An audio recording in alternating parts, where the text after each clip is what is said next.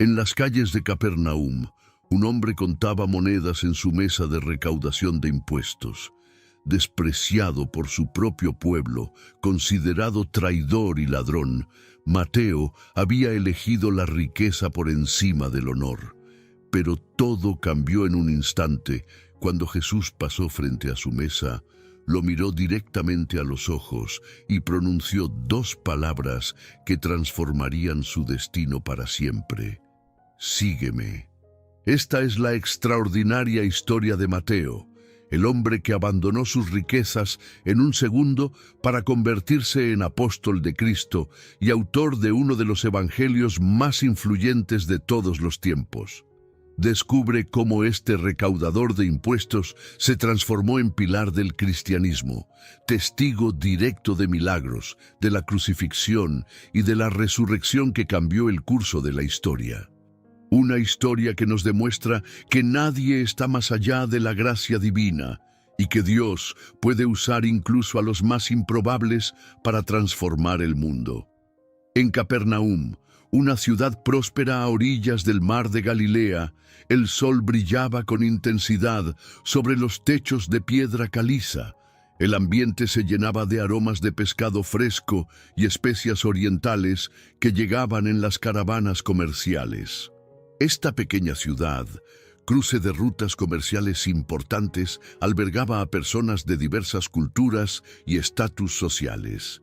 Entre ellos, Leví, conocido también como Mateo, un hombre de mediana edad cuyo nombre había llegado a ser sinónimo de traición entre su propio pueblo. Mateo era un publicano, un recaudador de impuestos al servicio del Imperio Romano. Su mesa de recaudación se situaba estratégicamente cerca de una de las puertas principales de la ciudad, donde controlaba el flujo de mercancías y cobraba los tributos correspondientes. No era un oficio cualquiera, era una profesión despreciada por los judíos, quienes veían a los publicanos como colaboradores del opresor romano y como ladrones que se enriquecían a costa de su propio pueblo. Aquella mañana, como tantas otras, Mateo se encontraba en su puesto de recaudación. Su mesa estaba cubierta de pergaminos, tablillas de cera y monedas de diferentes procedencias. Con habilidad matemática, calculaba los impuestos que debía pagar cada comerciante que pasaba por su control. Sus dedos, manchados de tinta, movían con destreza el ábaco mientras sus ojos, agudos y calculadores, evaluaban el valor de las mercancías. A su lado, un guardia romano observaba la escena, asegurando que nadie intentara evadir el pago. La vida de Mateo había sido una constante búsqueda de seguridad económica. Nacido en una familia judía, había recibido educación en las Escrituras desde su infancia. Conocía la Torá, los Salmos y los profetas. Sin embargo, en algún momento de su vida, la ambición había superado su fidelidad religiosa. Había aceptado el cargo de publicano, sabiendo que esto significaría el rechazo de su comunidad, pero también un considerable beneficio económico. Los rabinos enseñaban que los publicanos eran pecadores incurables, personas que habían vendido su alma al imperio pagano. No podían servir como testigos en un tribunal judío, no eran bienvenidos en las sinagogas y estaban excluidos de la vida social. Mateo había aprendido a vivir con este rechazo, construyendo una coraza de indiferencia que ocultaba el dolor de la exclusión. Sus únicos amigos eran otros publicanos y personas consideradas pecadoras por la sociedad judía. Mientras contaba las monedas recibidas de un comerciante de telas, Mateo notó un inusual movimiento en la calle. Una multitud se acercaba rodeando a un hombre cuya presencia parecía irradiar una autoridad serena. Había oído hablar de él, Jesús de Nazaret, un maestro que estaba causando revuelo en Galilea con sus enseñanzas y supuestos milagros. Los rumores sobre este rabino habían llegado incluso a los oídos de Mateo. sanaba enfermos, hablaba con una autoridad que asombraba a los escribas y, lo más sorprendente, no rechazaba a los pecadores como lo hacían los demás maestros religiosos. La multitud se detuvo cerca de su mesa de recaudación. Mateo, fingiendo indiferencia, siguió con su trabajo, aunque sus ojos se desviaban ocasionalmente hacia el grupo. Vio cómo Jesús hablaba con las personas, cómo las escuchaba con atención, cómo respondía a sus preguntas con una sabiduría que parecía trascender la mera erudición. De repente, para su sorpresa, Jesús se separó del grupo y comenzó a caminar directamente hacia su mesa. El corazón de Mateo se aceleró. ¿Acaso este maestro venía a confrontarlo, a denunciar públicamente su oficio como hacían otros rabinos? Se preparó para la humillación pública que seguramente estaba por llegar. Pero lo que ocurrió desafió todas sus expectativas. Jesús se detuvo frente a su mesa, lo miró directamente a los ojos, no con desprecio, sino con una mirada que parecía penetrar hasta lo más profundo de su ser, y pronunció dos palabras que cambiarían su vida para siempre: «Sígueme». La simplicidad de la invitación contrastaba con su profundidad. En aquella cultura, seguir a un maestro significaba convertirse en su discípulo, aprender de él, adoptar su estilo de vida, comprometerse con su misión. Y este maestro, contra toda convención social y religiosa, estaba invitando a un publicano, a un pecador, a formar parte de su círculo íntimo. Mateo se quedó inmóvil por un momento, procesando lo que acababa de ocurrir. A su alrededor, los rostros mostraban asombro, incredulidad e incluso indignación. ¿Cómo podía un maestro religioso asociarse con un publicano? Los murmullos comenzaron a elevarse entre la multitud. Pero en el rostro de Jesús no había duda, solo una invitación sincera y una mirada que transmitía aceptación, no juicio. En ese momento, Mateo sintió algo que hacía mucho tiempo no experimentaba: la posibilidad de una nueva vida, de un nuevo comienzo, de ser algo más que el odiado recaudador de impuestos. Con una decisión que sorprendió incluso a sí mismo, Mateo se levantó de su asiento. No hubo titubeos, no hubo cálculos sobre lo que perdería o ganaría. En un acto de abandono total, dejó todo: su lucrativo puesto, su seguridad económica, su antigua identidad. Las monedas quedaron sobre la mesa, los registros a medio completar, el ábaco con cuentas sin terminar. Nada de eso importaba ahora. Y dejándolo todo, se levantó y lo siguió. Registraría más tarde Lucas en su Evangelio, capturando en una sola frase la radicalidad de la respuesta de Mateo. Para Mateo, ese momento marcó una ruptura definitiva con su antigua vida. No fue simplemente un cambio de ocupación o de círculo social, fue una transformación profunda de su identidad. De recaudador de impuestos para César, se convertiría en recaudador de almas para el reino de Dios. De manipular números y monedas, pasaría a manejar palabras y testimonios. De ser marginado por la sociedad, se convertiría en un instrumento de inclusión y reconciliación. El llamado de Jesús a Mateo no fue casual. En su ministerio, Jesús desafiaba constantemente las barreras sociales y religiosas de su tiempo. Elegir a un publicano como discípulo era una declaración poderosa. El reino de Dios estaba abierto para todos, incluso para aquellos que la sociedad religiosa consideraba irredimibles. Y así, mientras el sol comenzaba a descender sobre Capernaum, un hombre transformado caminaba por las calles detrás de su nuevo maestro. Las mismas personas que antes lo evitaban, ahora lo miraban con curiosidad. Algo había cambiado en él. Algo que iba más allá de la decisión de abandonar su mesa de recaudación. Una nueva luz brillaba en sus ojos, una determinación que antes no estaba allí. Mateo había encontrado algo, o alguien, que valía más que todas las monedas que había contado en su vida. La noticia del llamado de Mateo por parte de Jesús se extendió rápidamente por Capernaum, provocando reacciones diversas. Mientras algunos veían este acontecimiento como una señal esperanzadora de que nadie estaba más allá de la redención, otros, especialmente los líderes religiosos, lo consideraban un escándalo inaceptable. Para ellos, la asociación de un maestro religioso con un publicano era una transgresión de los límites establecidos por la pureza ritual y la separación que debía mantenerse con los pecadores.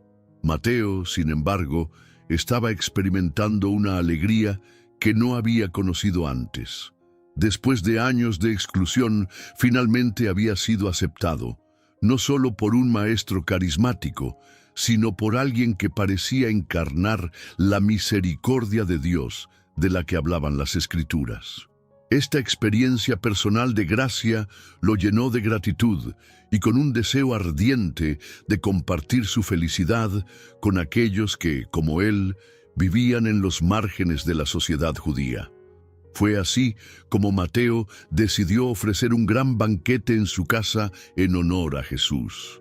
No sería una celebración íntima y discreta, sino un evento público y generoso, reflejo de la abundancia que ahora sentía en su corazón. Para esta ocasión, invitó a un grupo diverso. Por un lado, a Jesús y sus discípulos, por otro, a sus antiguos colegas publicanos y a otras personas estigmatizadas como pecadoras por la sociedad judía ortodoxa. La casa de Mateo, como correspondía a un recaudador de impuestos exitoso, era espaciosa y estaba situada en uno de los barrios acomodados de Capernaum. Aquella tarde, los sirvientes habían preparado con esmero el triclinio, la sala destinada a los banquetes, donde los comensales se reclinaban en divanes, dispuestos alrededor de mesas bajas. El aroma de cordero asado, panes recién horneados y vino de calidad llenaba el ambiente. Cuando Jesús llegó con sus discípulos, entre los que se encontraban pescadores como Pedro, Andrés, Santiago y Juan, fue recibido calurosamente por Mateo, quien ahora se consideraba parte de este grupo heterogéneo de seguidores. Los invitados comenzaron a llegar. Publicanos con sus ropas ostentosas que denotaban su riqueza, mujeres con reputaciones cuestionables, personas que vivían en el límite de lo socialmente aceptable. Para sorpresa de muchos, Jesús se sentó cómodamente entre ellos, conversando, escuchando sus historias, compartiendo el pan y el vino sin ningún signo de incomodidad o juicio. La escena no pasó desapercibida.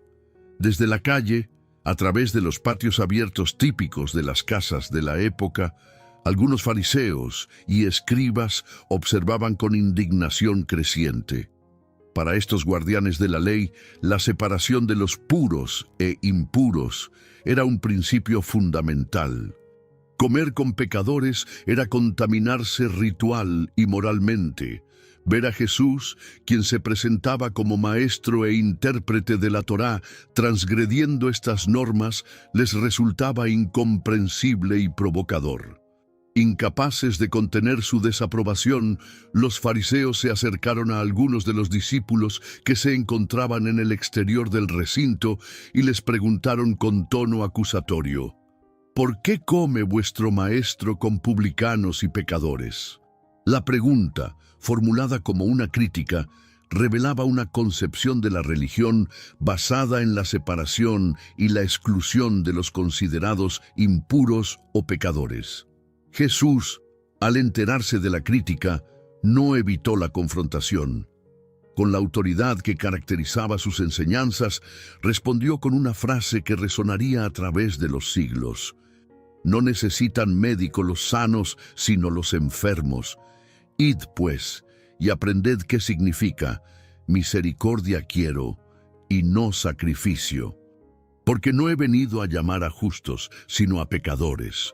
Con estas palabras, Jesús redefinía su misión y, por extensión, la naturaleza misma del reino de Dios que proclamaba: Utilizando la metáfora del médico, establecía una analogía poderosa.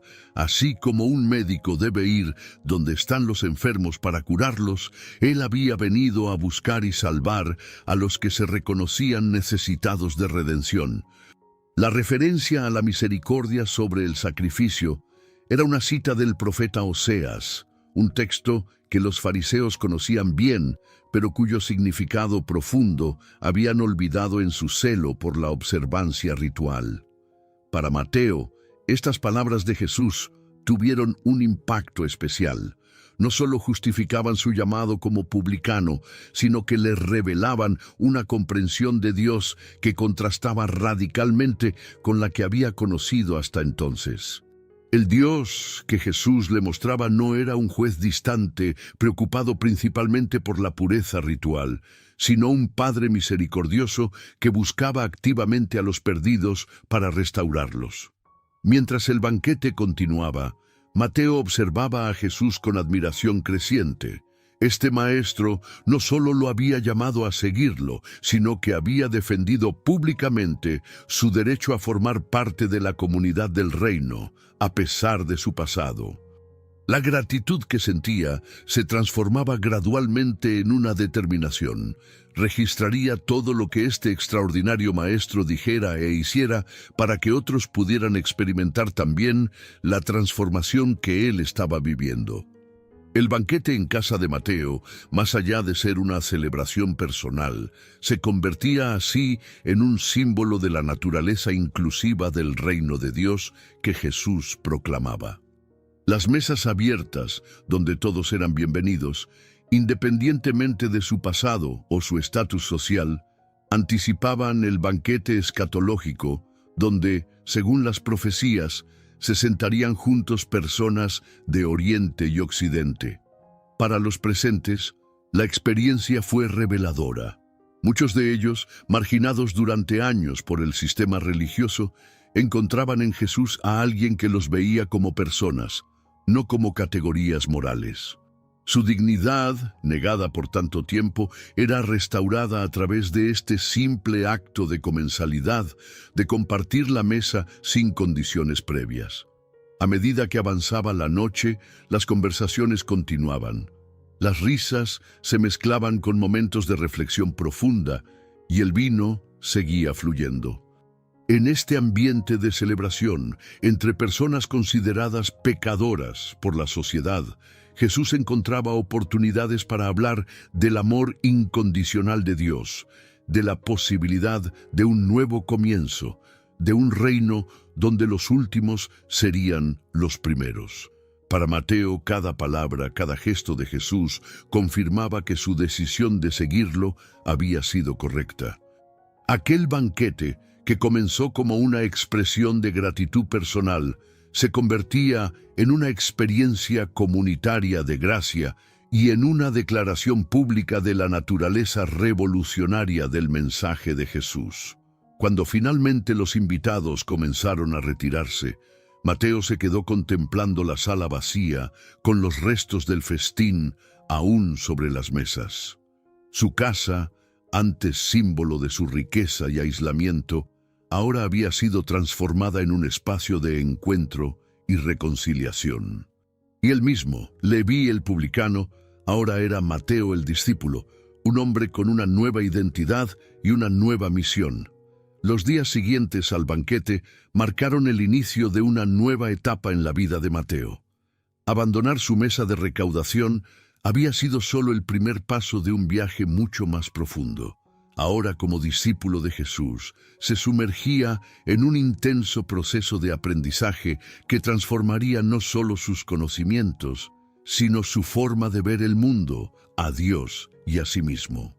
El grupo de discípulos con el que ahora viajaba era heterogéneo, pescadores sencillos como Pedro, Andrés, Santiago y Juan, Simón, aparentemente vinculado al movimiento celote, un grupo de resistencia contra Roma, y él mismo, un antiguo publicano. Esta diversidad, que en circunstancias normales habría generado tensiones insalvables, encontraba en Jesús un punto de unión trascendente. Durante estos primeros tiempos, Mateo observaba todo con ojos atentos. Sus habilidades administrativas, desarrolladas en años de trabajo como recaudador, le permitían notar detalles que quizás otros pasaban por alto. Mientras viajaban por las aldeas de Galilea, llevaba consigo tablillas de cera donde anotaba frases significativas de Jesús, parábolas, encuentros memorables. No sabía exactamente por qué lo hacía, pero sentía que estas palabras y acciones merecían ser preservadas. Las enseñanzas de Jesús eran distintas a todo lo que había escuchado antes. Como judío, Mateo conocía la Torá y los profetas, pero la interpretación que Jesús hacía de estos textos sagrados le resultaba sorprendente. «Habéis oído que se dijo, pero yo os digo», repetía Jesús, no contradiciendo la ley, sino llevándola a un nivel más profundo, alcanzando las intenciones del corazón más allá de los actos externos. Mateo, acostumbrado a manejar cifras y cantidades, ahora se encontraba reflexionando sobre conceptos como misericordia, justicia, perdón y amor incondicional. La parábola del hijo pródigo resonaba particularmente en él. Como el joven de la historia, también él había tomado caminos que lo alejaron de su herencia espiritual, pero ahora experimentaba la alegría del regreso y la acogida. El ritmo de vida junto a Jesús era intenso. Durante el día recorrían pueblos y aldeas donde Jesús enseñaba en sinagogas, sanaba enfermos y proclamaba la llegada del reino de Dios. Por las noches, con frecuencia, se retiraban a lugares solitarios donde el maestro dedicaba tiempo a explicar a sus discípulos el significado más profundo de sus palabras y acciones públicas. En estos momentos íntimos, Mateo comenzó a entender que el ministerio de Jesús no se limitaba a Galilea o incluso a Israel. Había algo universal en su mensaje, una inclusión radical que desafiaba las fronteras étnicas y religiosas. Para alguien que había vivido en la marginalidad, esta visión de un Dios que acogía a todos resultaba profundamente liberadora. Un día, mientras descansaban cerca del mar de Galilea, Jesús comenzó a hablar sobre el reino de los cielos utilizando parábolas. Un sembrador que salía a sembrar, una semilla de mostaza que crecía hasta convertirse en un gran árbol, levadura que fermentaba toda la masa. Eran imágenes sencillas pero llenas de significado, especialmente para Mateo, que había crecido en un entorno urbano y comercial, no rural. El reino de los cielos se parece a un tesoro escondido en un campo, dijo Jesús en una ocasión. Un hombre lo encuentra, lo vuelve a esconder y lleno de alegría vende todo lo que tiene y compra el campo. Mateo reflexionaba sobre estas palabras. Él había experimentado exactamente eso, el descubrimiento de un tesoro, la gracia y el llamado de Jesús, que valía más que todas sus posesiones anteriores. La renuncia a su lucrativo puesto ya no le parecía un sacrificio, sino una inversión en algo infinitamente más valioso. A medida que el círculo de seguidores de Jesús crecía, comenzaron a surgir estructuras organizativas básicas. En un momento crucial, Jesús seleccionó a 12 hombres de entre sus numerosos discípulos para formar un grupo especial, a quienes designó como apóstoles, enviados. Mateo fue incluido en este círculo íntimo, un honor que le recordaba diariamente la magnitud de la gracia que había recibido. Los 12 fueron enviados en parejas a predicar el mensaje del reino, a sanar enfermos y a expulsar demonios.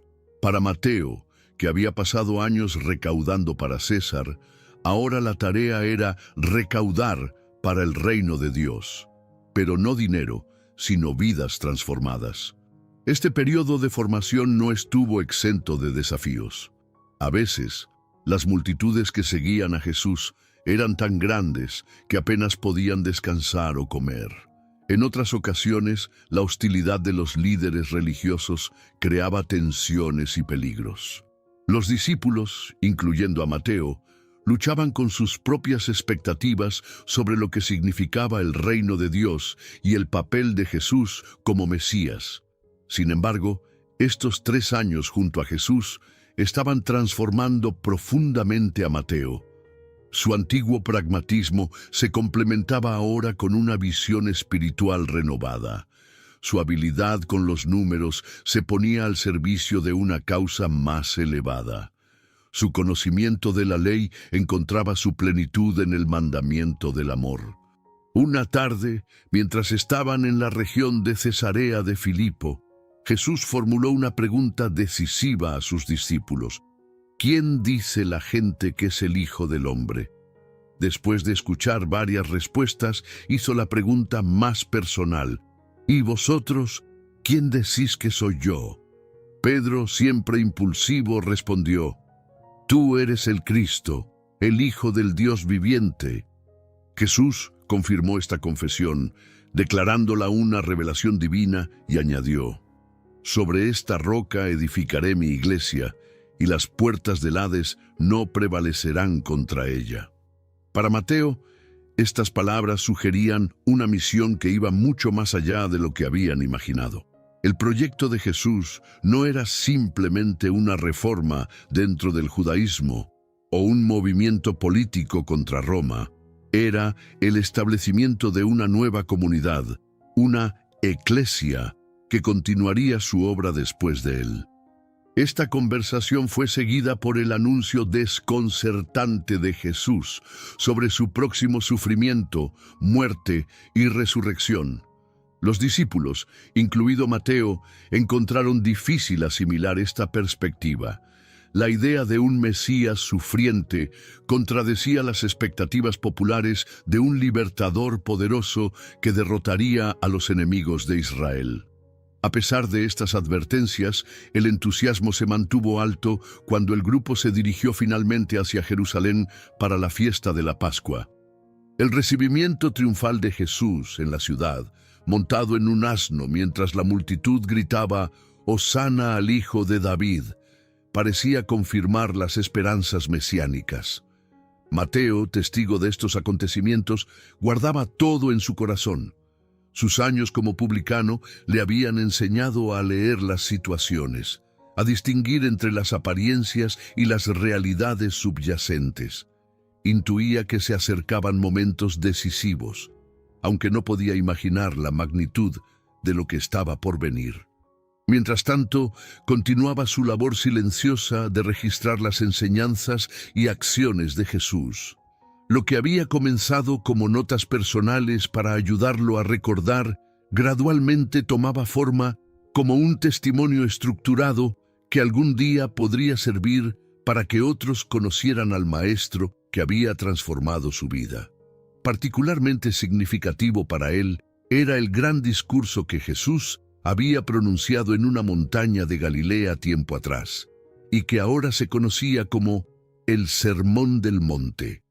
En esas palabras, Mateo encontraba una síntesis perfecta de la ética del reino, las bienaventuranzas que proclamaban felices a los pobres en espíritu, los misericordiosos, los pacificadores, la nueva interpretación de la ley, la enseñanza sobre la oración y el ayuno, la confianza en la providencia divina. Esta enseñanza revelaba un camino de vida completamente diferente al que Mateo había seguido antes de su encuentro con Jesús. De la acumulación de riquezas al desprendimiento, de la búsqueda de prestigio a la humildad, del cálculo interesado a la generosidad sin límites. Cada día, mientras caminaba junto a Jesús, intentaba encarnar esos valores, consciente de sus fragilidades, pero sostenido por la gracia que lo había llamado. Así, en el camino polvoriento de Galilea a Jerusalén, entre enseñanzas, milagros y confrontaciones, Mateo el publicano se transformaba en Mateo el apóstol, un hombre nuevo cuya vida había encontrado un propósito más grande que sí mismo. A medida que Jesús y sus discípulos se acercaban a Jerusalén para la Pascua, el ambiente se cargaba de tensión. La ciudad, bajo ocupación romana, bullía de actividad con peregrinos llegados de todas partes para celebrar la liberación de Israel de la esclavitud en Egipto. Para muchos, esta festividad también alimentaba la esperanza de una nueva liberación, esta vez del yugo imperial romano. Mateo, que conocía bien los mecanismos del poder por su anterior profesión, observaba con creciente inquietud las señales de confrontación. Por un lado, Jesús parecía actuar con una audacia sin precedentes. Su entrada triunfal en Jerusalén, aclamado como el Hijo de David, había sido una declaración mesiánica apenas velada.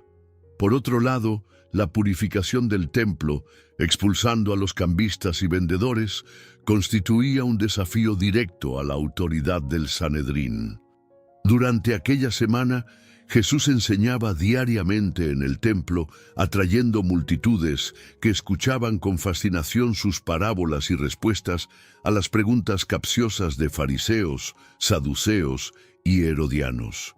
Mateo presenciaba estos enfrentamientos verbales con admiración por la sabiduría de su maestro, pero también con temor por las consecuencias que podrían acarrear.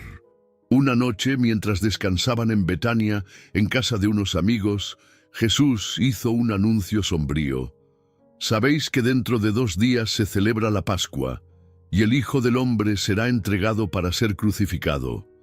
No era la primera vez que hablaba de su muerte, pero nunca antes había sido tan explícito y preciso sobre el momento y la forma. Los discípulos recibieron estas palabras con consternación. A pesar de las advertencias previas, no habían logrado integrar la idea de un Mesías sufriente en su comprensión del reino de Dios. Como los demás, Mateo se debatía entre la confianza en Jesús y el miedo a lo desconocido que se avecinaba. La tensión alcanzó su punto culminante cuando Jesús reunió a los 12 para celebrar la Pascua en una habitación grande, preparada para la ocasión en algún lugar de Jerusalén. Durante la cena, Jesús pronunció palabras que sacudieron a todos los presentes. «En verdad os digo que uno de vosotros me va a entregar». El impacto fue inmediato. Los discípulos se miraron unos a otros con consternación, preguntándose de quién podría estar hablando. La sospecha comenzó a infiltrarse en el grupo, envenenando la atmósfera de comunión. Uno por uno comenzaron a preguntar: «¿Soy yo, Señor?». Mateo, como los demás, se encontró cuestionando su propia lealtad. A pesar de su compromiso sincero con Jesús, ¿no guardaba también él dudas, temores, momentos de vacilación? La pregunta, ¿soy yo, Señor?, surgía de un corazón que reconocía su propia fragilidad. Jesús respondió con una indicación enigmática: «El que ha mojado conmigo la mano en el plato, ese me entregará». La respuesta, más que aclarar, aumentó la confusión. Dado que todos compartían los platos de comida, varios podían haber cumplido esta condición. Finalmente, fue Judas Iscariote quien, intentando disimular, también preguntó: «¿Soy yo, Rabí?». La respuesta de Jesús, «Tú lo has dicho», confirmó lo que aparentemente ya estaba en marcha.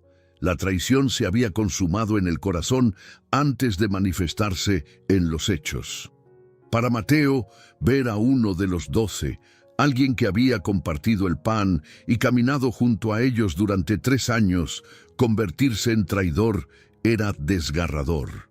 Como publicano, conocía bien el poder corruptor del dinero, el mismo que ahora había seducido a Judas con 30 piezas de plata. La cena continuó con un gesto sorprendente. Jesús tomó pan, lo bendijo, lo partió, y dándoselo a sus discípulos, dijo: «Tomad, comed, esto es mi cuerpo». Luego tomó una copa de vino, dio gracias y se la ofreció diciendo: «Bebed todos de ella, porque esto es mi sangre del pacto, que es derramada por muchos para perdón de los pecados».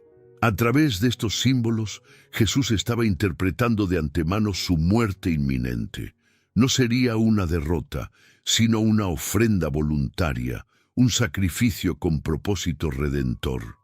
El pan partido y el vino derramado hablaban de un cuerpo quebrantado y una sangre vertida para establecer un nuevo pacto, una nueva relación entre Dios y la humanidad.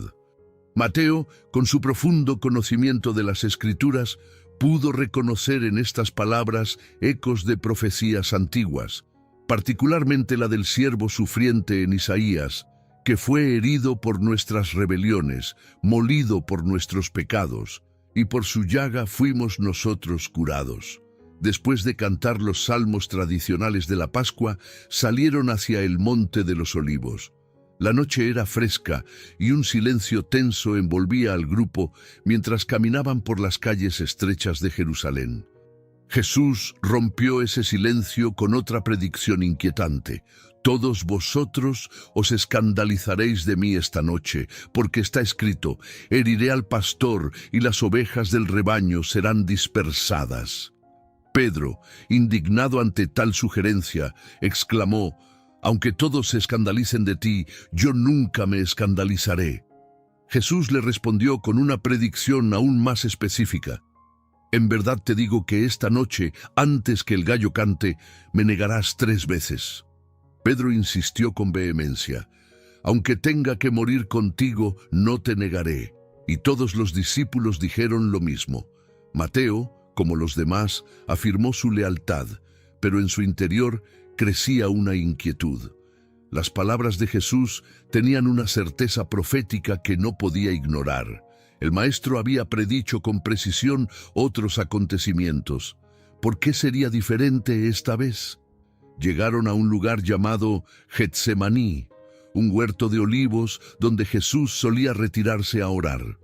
Allí pidió a la mayoría de los discípulos que se sentaran mientras él iba a orar un poco más allá, llevando consigo solo a Pedro, Santiago y Juan. Mateo se quedó con el grupo más grande, observando desde la distancia cómo Jesús se alejaba con visible angustia.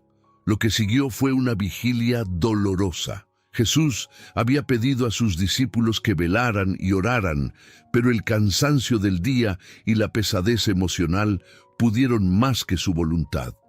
Mateo y los demás se fueron sumiendo en un sueño intranquilo, mientras a lo lejos Jesús libraba una batalla espiritual intensa, orando hasta que su sudor se volvió como gotas de sangre. El sonido de pasos y el brillo de antorchas despertaron bruscamente a los discípulos. Un grupo numeroso de hombres armados con espadas y palos se acercaba, guiados por Judas. En un gesto que mezclaba intimidad y traición, Judas se adelantó y saludó a Jesús con un beso, la señal convenida para identificarlo ante los guardias. «Amigo, ¿a qué vienes?», le preguntó Jesús, con una calma que contrastaba con la violencia implícita en la situación. La confusión se apoderó del grupo de discípulos. Pedro, impulsivo, sacó una espada y cortó la oreja de uno de los sirvientes del sumo sacerdote. Jesús lo reprendió, sanó al herido y se entregó voluntariamente diciendo, ¿acaso pensáis que no puedo ahora orar a mi Padre y que Él no me daría más de 12 legiones de ángeles? Pero ¿cómo entonces se cumplirían las Escrituras que dicen que es necesario que así se haga? Ante la rendición de Jesús, el pánico se apoderó de los discípulos. Todas las promesas de lealtad hasta la muerte se desvanecieron en un instante. Mateo, como los demás, huyó aterrorizado, abandonando a su maestro en su hora más oscura. Sus palabras, «Todos vosotros os escandalizaréis», se estaban cumpliendo con exactitud demoledora. Durante las horas siguientes, Mateo vagó por las calles de Jerusalén, desgarrado por sentimientos de culpa, miedo y confusión. Su mente repasaba una y otra vez los acontecimientos de los últimos días, buscando entender lo que estaba sucediendo. ¿Cómo podía el Mesías, el Dios con nosotros, estar ahora a merced de sus enemigos?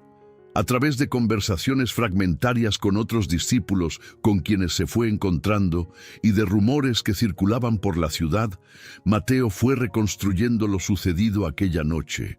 Jesús había sido llevado primero ante Anás, suegro del sumo sacerdote Caifás, luego ante el Sanedrín completo, donde fue interrogado y condenado por blasfemia. Finalmente, al amanecer, fue entregado a Pilato, el gobernador romano, ya que los judíos no tenían autoridad para ejecutar a nadie. Pedro, a diferencia de los demás, había seguido a Jesús a distancia hasta el patio del sumo sacerdote. Allí, como Jesús había predicho, lo negó 3 veces antes de que cantara el gallo. Cuando Mateo se enteró de esto, sintió una mezcla de compasión por su compañero y reconocimiento de su propia cobardía. Al menos, Pedro había intentado seguir a Jesús. Él ni siquiera había tenido ese valor. La mañana del viernes trajo más noticias devastadoras. Pilato, aunque inicialmente reticente a condenar a Jesús, cedió ante la presión de la multitud y ordenó su crucifixión. Jesús, el maestro gentil que había sanado enfermos y hablado con autoridad incomparable sobre el reino de Dios, estaba siendo tratado como el peor de los criminales. Aunque el miedo le impedía acercarse demasiado, Mateo siguió a distancia el recorrido de Jesús, cargando su cruz por la vía dolorosa hasta el Gólgota, el lugar de la calavera.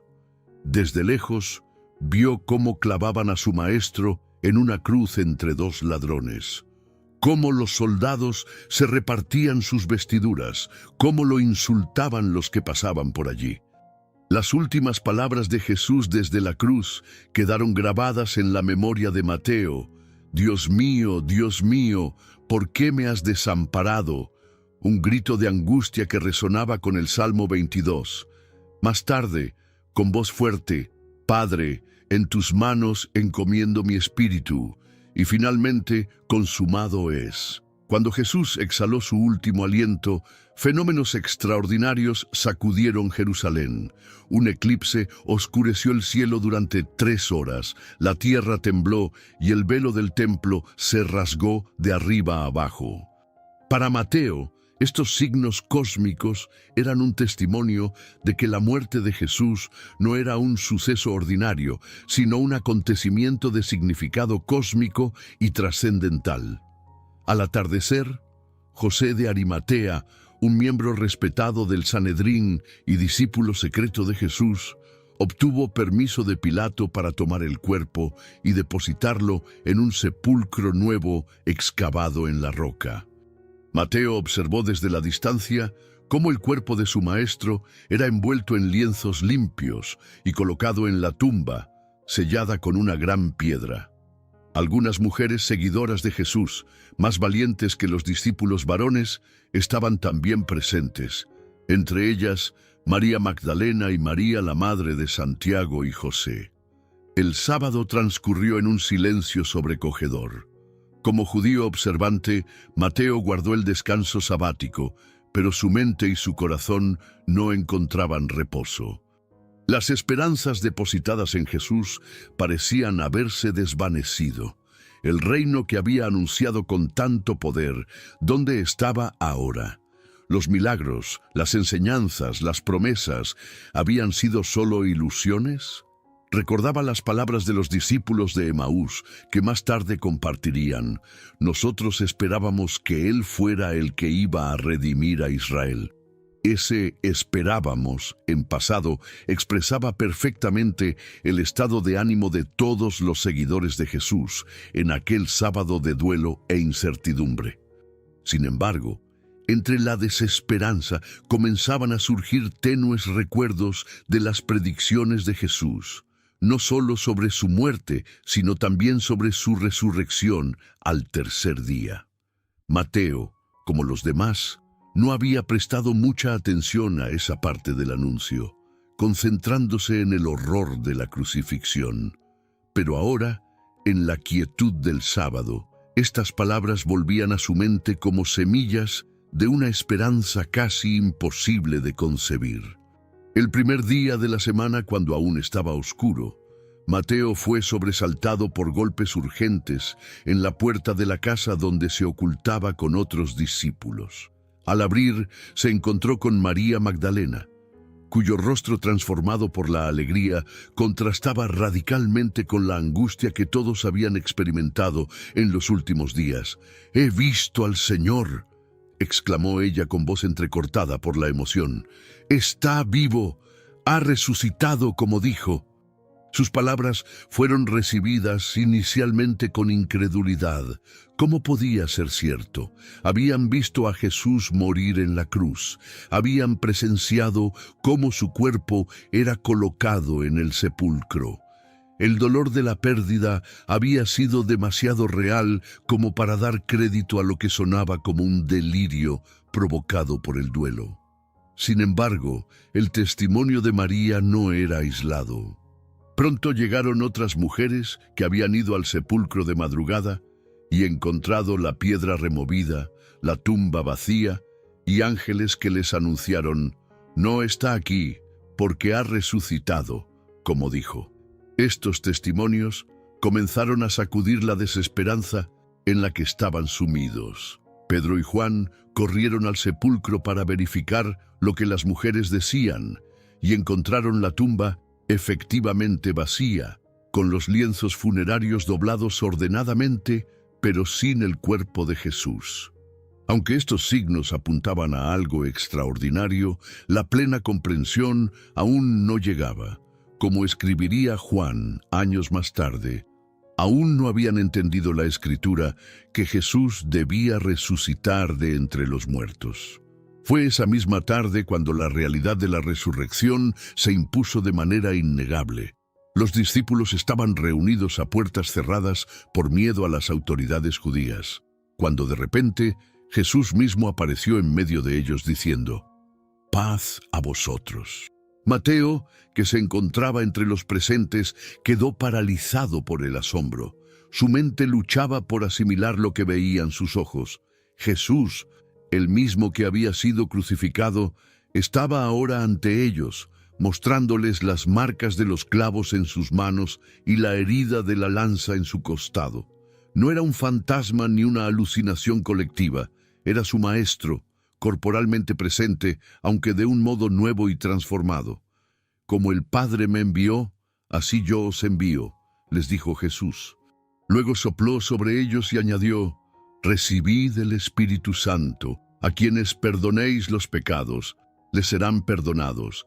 A quienes se los retengáis, les serán retenidos». Este encuentro transformó radicalmente a los discípulos. El miedo dio paso a la alegría, la confusión a la certeza, la desesperación a una esperanza renovada. La resurrección de Jesús no era simplemente el regreso a la vida de un cadáver, sino la inauguración de una nueva era, la victoria definitiva sobre la muerte, la confirmación de todo lo que Jesús había enseñado sobre el reino de Dios. Para Mateo, el impacto fue especialmente profundo. Como judío educado en las Escrituras, comenzó a releer los textos sagrados a la luz de este acontecimiento sin precedentes. Pasajes como el Salmo 16, «No abandonarás mi alma en el Seol, ni permitirás que tu santo vea corrupción», o Isaías 53, «El siervo que, después de ofrecer su vida en expiación, verá descendencia», adquirían ahora un significado nuevo y más pleno.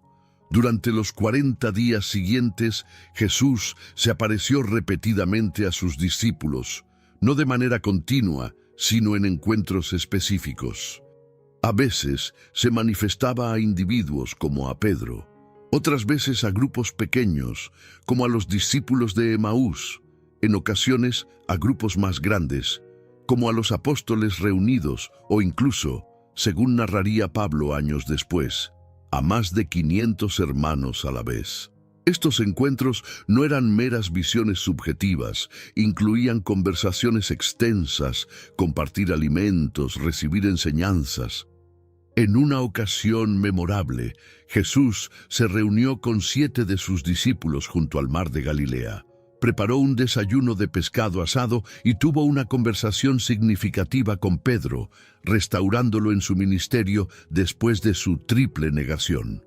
Durante estas apariciones, Jesús continuó enseñando a sus discípulos sobre el reino de Dios y aclarando el sentido de su misión.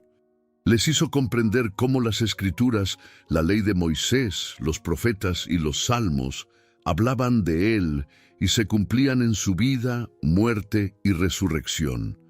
Para Mateo, este periodo fue crucial en su comprensión de Jesús como el cumplimiento de las profecías mesiánicas.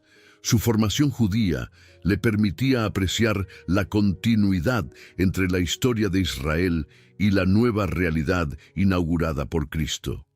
Jesús no abolía la ley, sino que la cumplía. No rompía con el pasado, sino que lo llevaba a su plenitud. El punto culminante de estos 40 días llegó cuando Jesús reunió a sus discípulos en el Monte de los Olivos, cerca de Betania. Allí les dio lo que se conocería como la Gran Comisión, palabras que Mateo registraría más tarde con especial cuidado. Toda autoridad me ha sido dada en el cielo y en la tierra. Por tanto, id y haced discípulos a todas las naciones, bautizándolos en el nombre del Padre, del Hijo y del Espíritu Santo, y enseñándoles a guardar todo lo que os he mandado.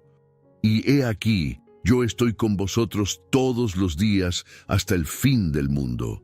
Esta comisión sintetizaba la misión que Jesús confiaba a sus seguidores: continuar su obra, extender su mensaje más allá de las fronteras de Israel, formar una comunidad universal de discípulos.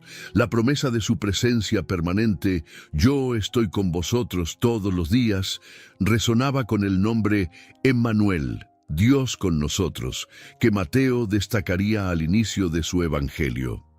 Después de pronunciar estas palabras y mientras los bendecía, Jesús comenzó a elevarse ante sus ojos hasta que una nube lo ocultó de su vista. Mientras miraban fijamente al cielo, 2 hombres vestidos de blanco se presentaron junto a ellos y les dijeron: «Galileos, ¿por qué estáis mirando al cielo? Este mismo Jesús, que ha sido tomado de vosotros al cielo, vendrá de la misma manera que lo habéis visto ir al cielo». La ascensión de Jesús marcaba el final de su presencia física continua con sus discípulos, pero no su ausencia. Como les había prometido, estaría con ellos de un modo nuevo a través del Espíritu Santo, cuyo derramamiento esperarían en Jerusalén según sus instrucciones. Mateo, junto con los demás apóstoles, regresó a Jerusalén con gran gozo, como registra Lucas. La tristeza de la crucifixión había dado paso a la alegría de la resurrección y ahora a la esperanza de la promesa. Se reunieron en el aposento alto, donde habían compartido la última cena, perseverando en oración junto con las mujeres que habían seguido a Jesús, María su madre y sus hermanos. Durante este tiempo de espera, tomaron una decisión significativa: completar nuevamente el número de los 12, eligiendo a Matías para ocupar el lugar que Judas había dejado vacante. Esta acción mostraba su comprensión de ser los continuadores de la misión de Jesús, manteniendo la estructura simbólica de las 12 tribus de Israel que Jesús mismo había establecido al elegir a sus apóstoles. Finalmente, durante la fiesta de Pentecostés, cuando Jerusalén estaba llena de judíos de la diáspora, llegados de todas partes del mundo conocido, se cumplió la promesa del Espíritu Santo. Un ruido como de viento impetuoso llenó la casa donde estaban reunidos. Lenguas como de fuego se posaron sobre cada uno de ellos y comenzaron a hablar en diferentes idiomas según el Espíritu les daba que hablasen. Este acontecimiento extraordinario marcó el nacimiento de la Iglesia como comunidad del Espíritu. Los apóstoles, antes temerosos, fueron llenos de valor para proclamar públicamente el mensaje de Jesús. Pedro, en particular, dirigió un poderoso discurso a la multitud, anunciando que Jesús, a quien habían crucificado, había sido resucitado por Dios y exaltado como Señor y Mesías. Mateo, testigo de todo esto, veía cómo el pequeño grupo de seguidores de Jesús se convertía rápidamente en una comunidad dinámica y creciente. 3.000 personas respondieron al mensaje de Pedro aquel día, y muchas más se añadieron en los días siguientes. La vida de esta comunidad primitiva se caracterizaba por la enseñanza apostólica, la comunión fraterna, la fracción del pan y las oraciones. Compartían sus bienes según las necesidades de cada uno, con sencillez y alegría de corazón. En medio de este crecimiento comenzaron también las primeras persecuciones. Las autoridades judías, las mismas que habían condenado a Jesús, intentaron silenciar a sus seguidores. Pedro y Juan fueron arrestados por predicar en el templo, pero su valentía ante el Sanedrín, es necesario obedecer a Dios antes que a los hombres, mostró la transformación radical que habían experimentado desde la negación y el abandono durante la pasión de Jesús. Para Mateo, estos acontecimientos confirmaban la veracidad de todo lo que había vivido junto a Jesús. La resurrección no era un mito ni una metáfora, sino un hecho histórico que había transformado la realidad. El reino que Jesús había anunciado estaba tomando forma en esta comunidad naciente, que vivía según los valores que él había enseñado. Mientras la comunidad cristiana crecía en Jerusalén y comenzaba a extenderse a otras regiones, Mateo continuaba su ministerio como apóstol, testigo directo de la vida, muerte y resurrección de Jesús. Sin embargo, con el paso del tiempo, se hizo evidente que era necesario preservar por escrito las enseñanzas y los hechos del Maestro para las generaciones futuras. Varios factores contribuyeron a esta necesidad.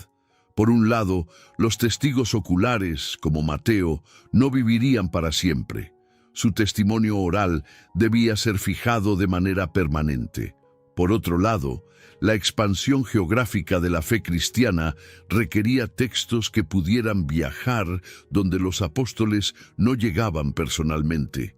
Además, la aparición de interpretaciones divergentes sobre quién era Jesús y qué había enseñado hacía necesario establecer un relato autorizado que sirviera como norma. Fue en este contexto cuando Mateo, aproximadamente entre los años 70 y 80 d.C., decidió compilar y redactar un relato ordenado de la vida y enseñanzas de Jesús. No era el primer evangelio escrito. Marcos probablemente ya había redactado el suyo, pero Mateo aportaría una perspectiva única, marcada por su identidad judía y su particular atención a las enseñanzas de Jesús. El objetivo de Mateo al escribir su evangelio no era simplemente ofrecer una biografía histórica de Jesús, sino presentar un testimonio de fe que mostrara a Jesús como el Mesías prometido, el cumplimiento de las esperanzas de Israel y el fundador de un nuevo pueblo de Dios que incluía a judíos y gentiles. Sentado a su mesa de escritura en algún lugar del Mediterráneo oriental, quizás Antioquía de Siria, donde existía una importante comunidad judeo-cristiana, Mateo comenzó a trabajar en su obra. Tenía a su disposición diversas fuentes, sus propios recuerdos como testigo ocular, la tradición oral que circulaba entre las comunidades cristianas, el Evangelio de Marcos y posiblemente una colección de dichos de Jesús conocida por los estudiosos modernos como la Fuente Q. Con meticulosidad, característica de su anterior profesión como recaudador de impuestos, Mateo organizó este material en una estructura coherente y significativa. A diferencia de Marcos, que había enfatizado las acciones de Jesús, Mateo dio un lugar prominente a sus discursos, agrupándolos en 5 grandes bloques que recordaban los 5 libros de la Torá: el Sermón del Monte, las instrucciones a los misioneros, las parábolas del reino, la vida comunitaria y el discurso escatológico. Esta estructura no era casual. Mateo presentaba a Jesús como un nuevo Moisés, un legislador divino que entregaba una nueva Torá desde una montaña. Pero esta nueva ley no abolía la antigua, sino que la llevaba a su plenitud, como Jesús mismo había declarado. No he venido a abolir la ley o los profetas, sino a cumplirlos. El Evangelio de Mateo comenzaba con una genealogía que vinculaba a Jesús con Abraham y David, estableciendo desde el principio su identidad como el Mesías prometido a Israel. La narración del nacimiento e infancia de Jesús estaba llena de referencias al Antiguo Testamento, mostrando cómo cada evento cumplía alguna profecía. Su nacimiento en Belén, como había anunciado Miqueas, la huida a Egipto que evocaba la historia de Israel, la matanza de los inocentes que recordaba a Jeremías. Un tema recurrente en el Evangelio de Mateo era la tensión entre Jesús y los líderes religiosos de su tiempo. Mateo registró con especial detalle las controversias con fariseos y saduceos, las críticas de Jesús a su hipocresía y su interpretación legalista de la ley. Esto reflejaba probablemente la situación de las comunidades cristianas en el tiempo de Mateo, cuando el judaísmo rabínico y el cristianismo naciente estaban definiendo sus identidades separadas después de la destrucción del templo en el año 70. Al mismo tiempo, Mateo destacaba la misión universal de Jesús, que trascendía las fronteras de Israel. Su evangelio comienza con la visita de los magos, gentiles que reconocen al rey de los judíos, y concluye con la gran comisión de hacer discípulos a todas las naciones. Entre estos dos extremos hay numerosos episodios que muestran a Jesús en contacto con no judíos, la mujer cananea, el centurión romano, las multitudes de la Decápolis. La comunidad a la que Mateo se dirigía era probablemente de origen judío, pero cada vez más abierta a los gentiles. Por eso, su evangelio procuraba mostrar tanto la continuidad de Jesús con la tradición judía, como la novedad radical de su mensaje que trascendía las fronteras étnicas y religiosas.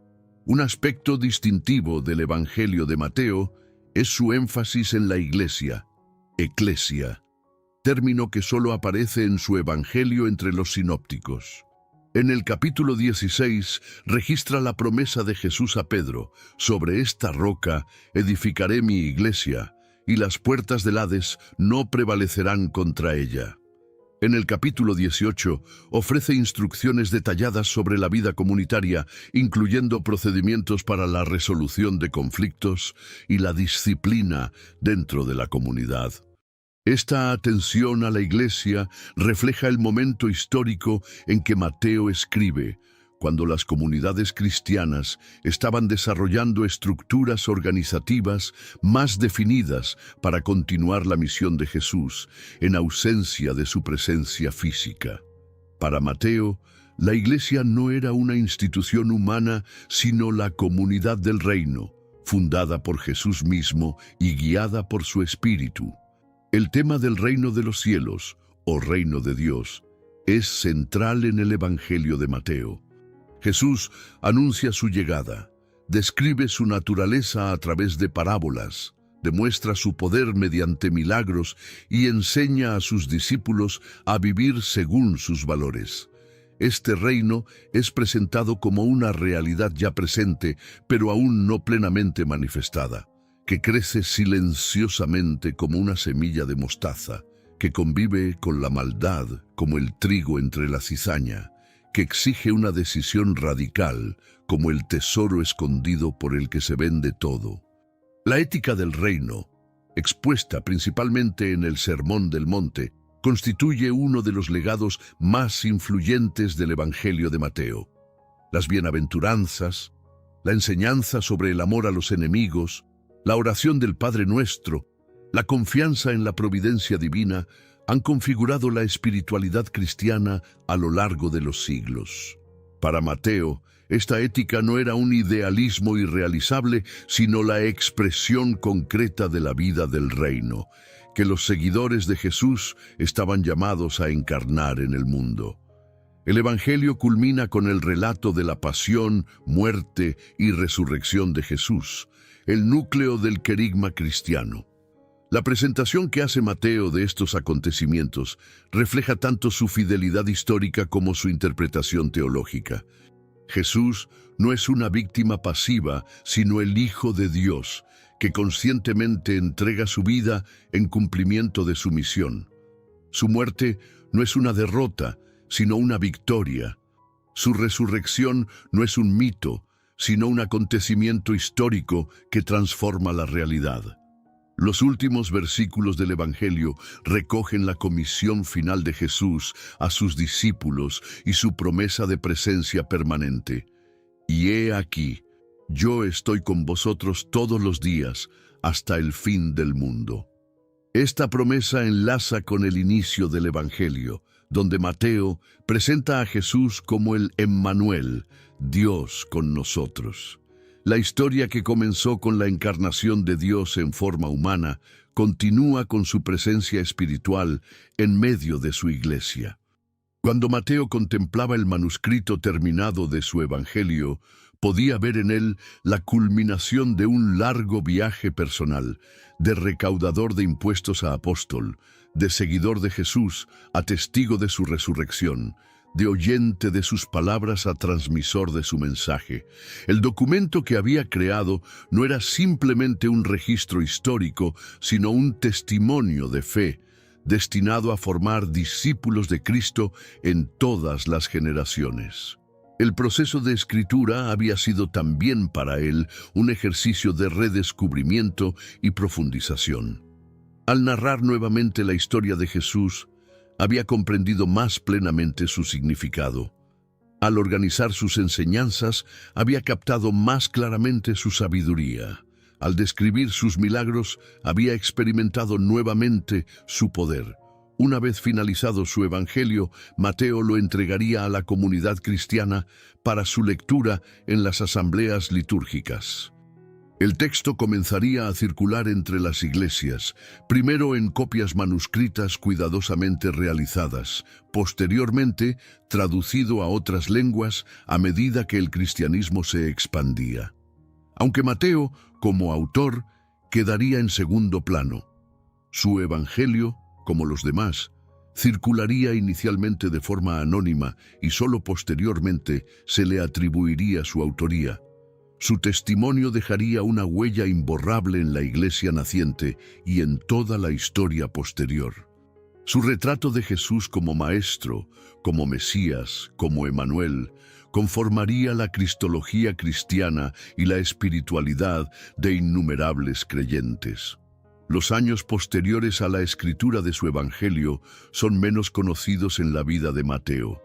La tradición cristiana temprana ofrece relatos diversos y a veces contradictorios sobre sus actividades misioneras, los lugares donde predicó y las circunstancias de su muerte.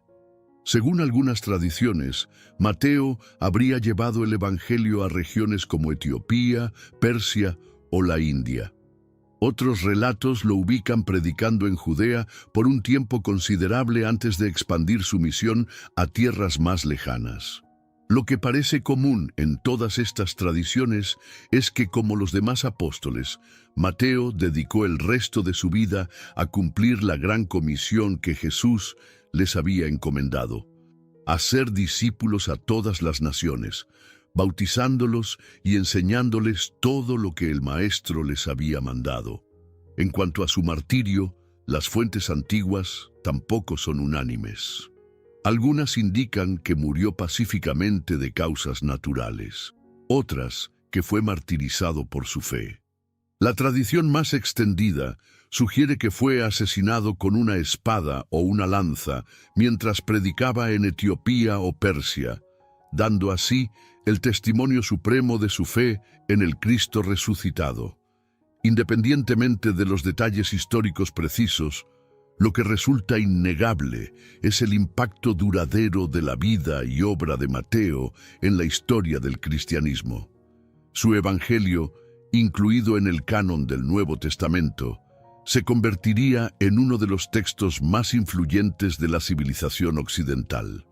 La Iglesia primitiva valoró especialmente el Evangelio de Mateo por varias razones.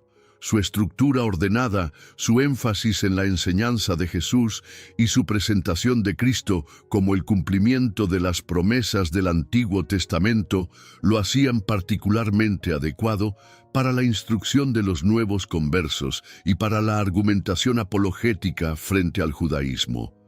No es casualidad que fuera colocado al principio del canon del Nuevo Testamento, sirviendo como puente entre las escrituras hebreas y la nueva revelación en Cristo. El impacto del Evangelio de Mateo en la liturgia, la teología y la espiritualidad cristianas ha sido incalculable. El Padre Nuestro, en la versión de Mateo, se convirtió en la oración por excelencia de los cristianos. Las bienaventuranzas han inspirado a generaciones de creyentes a vivir según los valores del reino.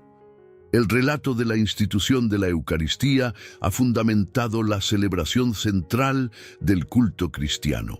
Las parábolas del reino han nutrido la reflexión teológica sobre la naturaleza de la Iglesia y su misión en el mundo. La figura misma de Mateo, transformada por su encuentro con Jesús, se ha convertido en un símbolo poderoso de la gracia redentora de Dios. Su historia personal, de recaudador de impuestos despreciado a apóstol y evangelista, ilustra la capacidad de Cristo para transformar vidas, para darles un nuevo propósito, para convertir lo que era considerado irreversiblemente perdido en un instrumento valioso para la obra de Dios. En el arte cristiano, Mateo ha sido representado de diversas maneras a lo largo de los siglos.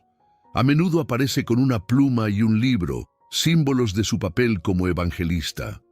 En otras representaciones, especialmente medievales, es acompañado por un ángel, basado en la visión de los 4 seres vivientes en Ezequiel y Apocalipsis, donde el ser con rostro humano, o angélico, fue asociado con Mateo, porque su evangelio comienza con la genealogía humana de Jesús.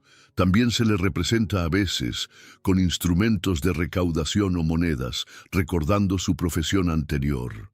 El llamado de Mateo ha sido un tema recurrente en el arte, con obras maestras como la famosa pintura de Caravaggio, La vocación de San Mateo, que captura el momento dramático en que Jesús señala al publicano y lo invita a seguirlo. Esta escena encarna la doctrina cristiana de la gracia, mostrando cómo la iniciativa divina precede y posibilita la respuesta humana. Pero más allá de su representación artística o su veneración litúrgica, el mayor legado de Mateo es su testimonio escrito. Su evangelio, como un puente entre el Antiguo y el Nuevo Testamento, nos ayuda a comprender la continuidad del plan redentor de Dios a través de la historia.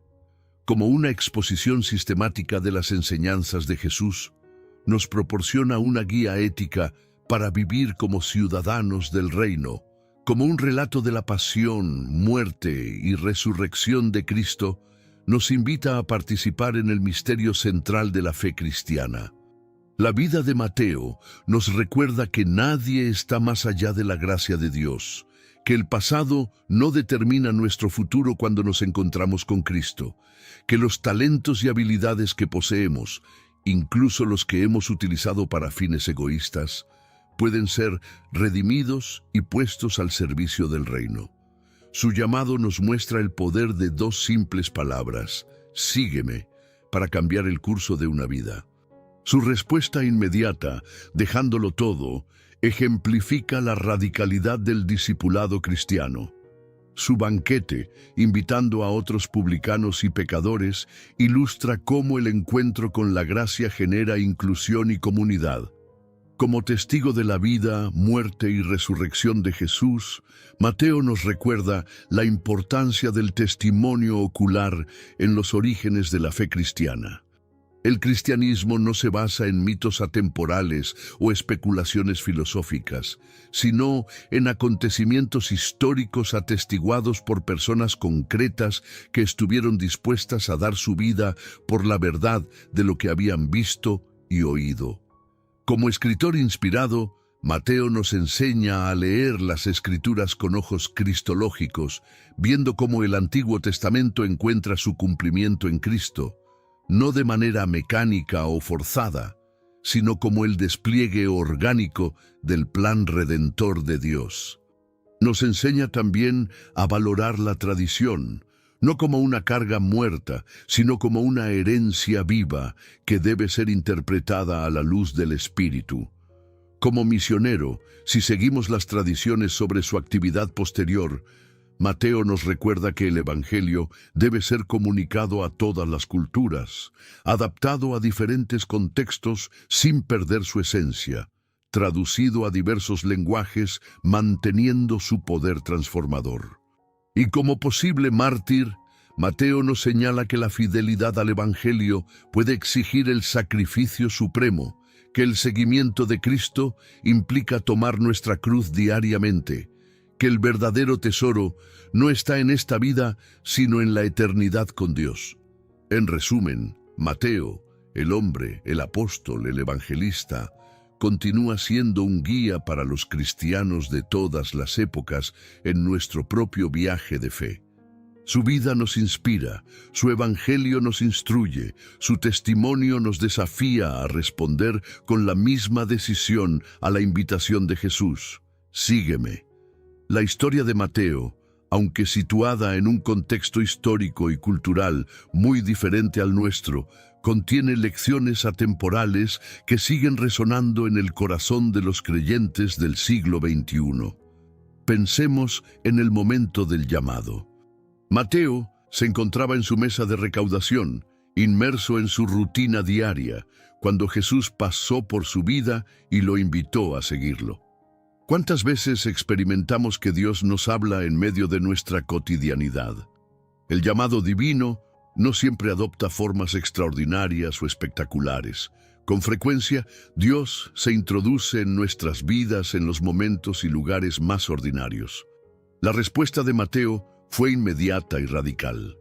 Dejándolo todo, se levantó y lo siguió. No pidió tiempo para considerarlo, no puso condiciones, no negoció términos. Sabía reconocer una oportunidad única cuando la veía. Su decisión nos desafía a evaluar nuestras propias prioridades y compromisos. ¿Qué estamos dispuestos a dejar para seguir a Cristo? ¿Qué nos ata y nos impide responder con la misma libertad y determinación? Es significativo que Mateo celebrara su encuentro con Jesús, ofreciendo un banquete e invitando a sus antiguos colegas y amigos. La conversión genuina genera comunidad. El encuentro personal con Cristo nos impulsa a compartir esa experiencia con otros.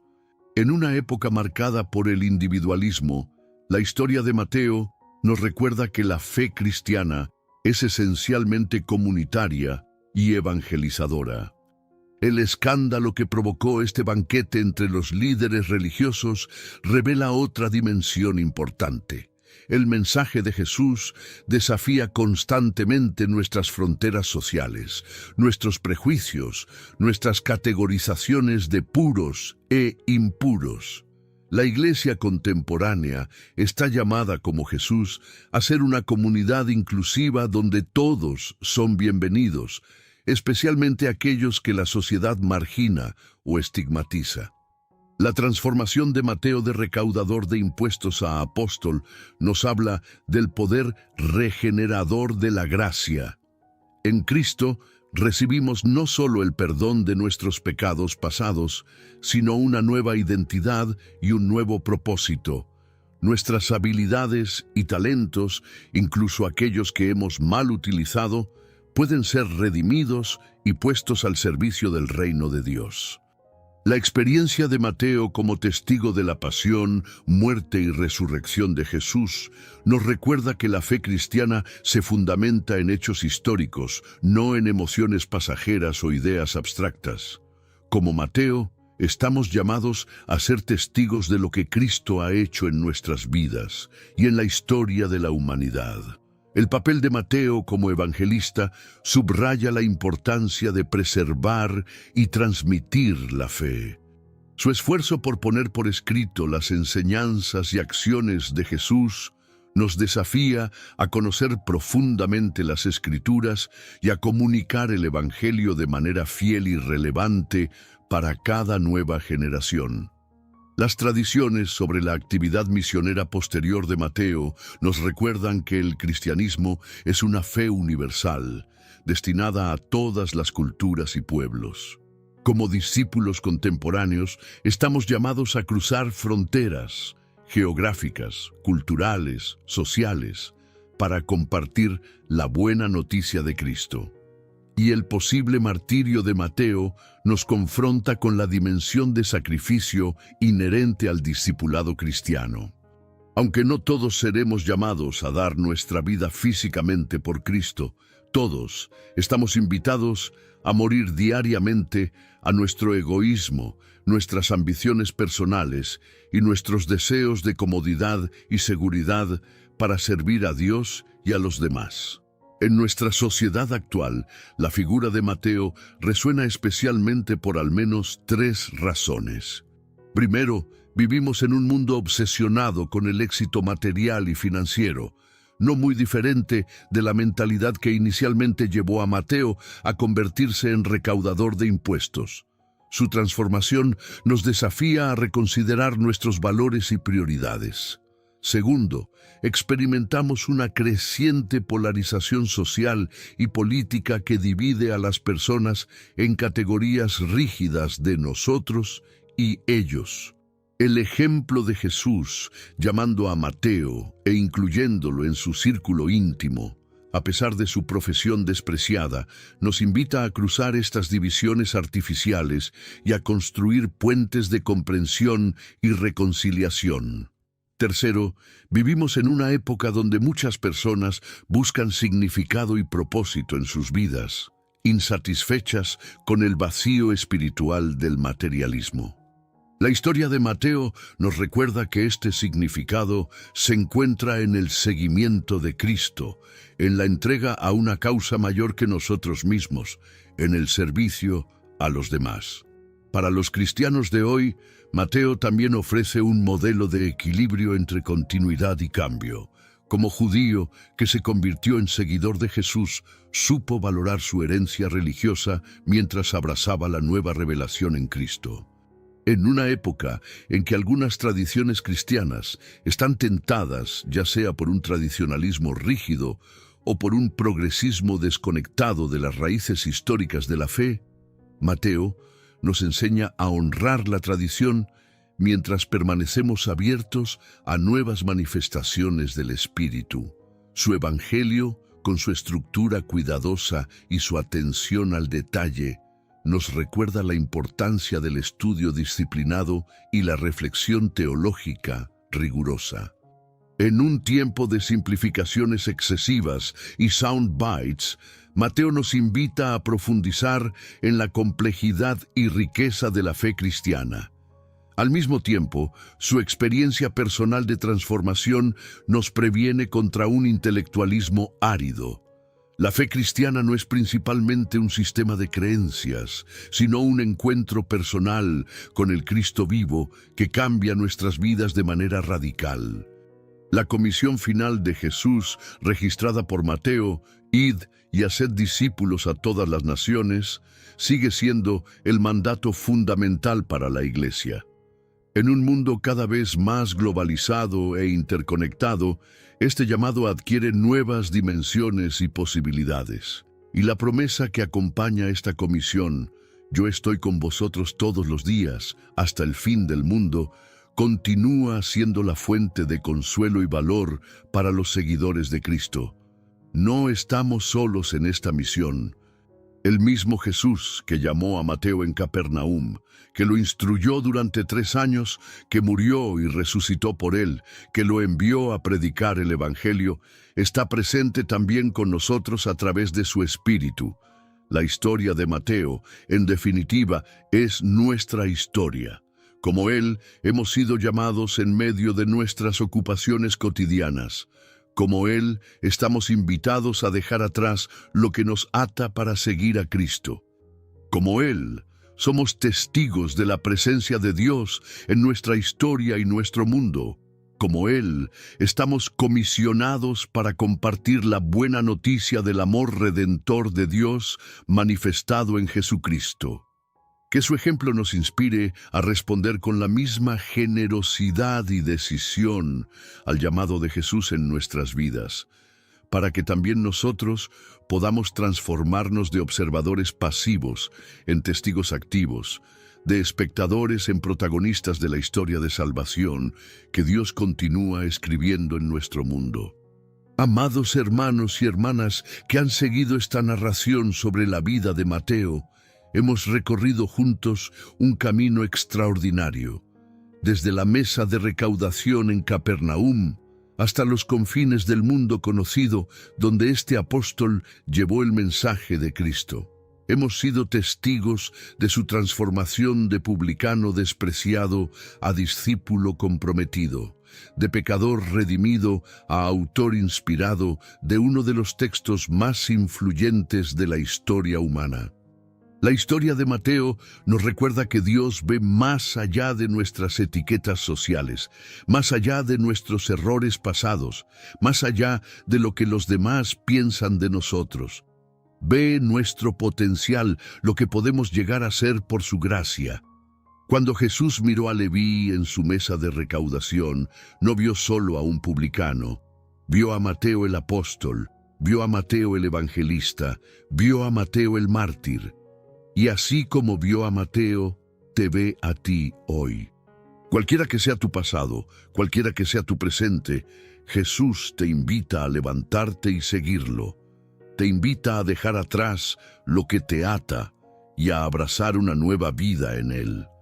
Te invita a formar parte de su comunidad de gracia, donde todos son bienvenidos y todos pueden contribuir con sus dones particulares. El Evangelio que Mateo escribió no es un documento polvoriento de un pasado remoto.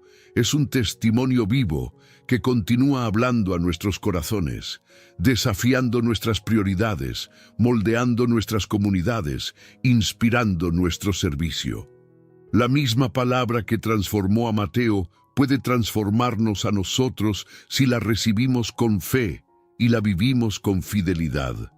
Las enseñanzas que Mateo registró con tanto cuidado, el Sermón del Monte, las parábolas del reino, los discursos sobre la vida comunitaria y la escatología, siguen siendo faros que iluminan nuestro camino en un mundo oscurecido por el egoísmo, la violencia, la injusticia y la desesperanza. La comunidad que Mateo contribuyó a formar en sus primeros años, la iglesia primitiva, caracterizada por la enseñanza apostólica, la comunión fraterna, la fracción del pan y las oraciones, sigue siendo el modelo para nuestras propias comunidades de fe. No como una utopía idealizada, sino como una realidad concreta, donde personas imperfectas experimentan la gracia transformadora de Dios. Y la misión que Mateo abrazó con tanta determinación, llevar el Evangelio hasta los confines de la tierra, sigue siendo nuestra misión hoy. Los métodos pueden cambiar, los contextos pueden variar, pero el mensaje esencial permanece. En Jesucristo, Dios ha visitado a su pueblo para redimirlo, para establecer su reino, para renovar todas las cosas. Amados hermanos y hermanas, la historia de la Iglesia es un capítulo más en la gran narrativa de la redención que comenzó con Abraham, continuó con Moisés, alcanzó su clímax en Cristo y avanza hacia su consumación en la nueva creación. Somos herederos de Mateo y los apóstoles, continuadores de su testimonio, participantes en su misión. Que el ejemplo de Mateo nos inspire a responder con decisión al llamado de Jesús, a vivir con integridad los valores del reino, a proclamar con valentía el Evangelio, a servir con compasión a los necesitados, a perseverar con esperanza ante los desafíos y persecuciones. Que la palabra de Dios, preservada para nosotros en parte gracias al esfuerzo de Mateo, sea lámpara a nuestros pies y luz para nuestro camino. Que la presencia de Cristo, Emmanuel, Dios con nosotros, nos acompañe todos los días hasta el fin del mundo. Si esta historia ha tocado tu corazón, te invito a profundizar en el estudio del Evangelio de Mateo. Te invito también a compartir este mensaje con otros que puedan beneficiarse de él. La buena noticia es para ser compartida, como Mateo demostró al invitar a sus amigos a conocer a Jesús. Para aquellos que desean continuar este viaje de fe y conocimiento, los invito a suscribirse a nuestro canal, donde exploraremos más vidas de personajes bíblicos, más enseñanzas de las Escrituras, más aplicaciones para nuestra vida cotidiana. Juntos, continuaremos aprendiendo y creciendo en nuestro conocimiento de Dios y su palabra. Que la gracia de nuestro Señor Jesucristo, el amor de Dios Padre y la comunión del Espíritu Santo estén con todos vosotros. Amén.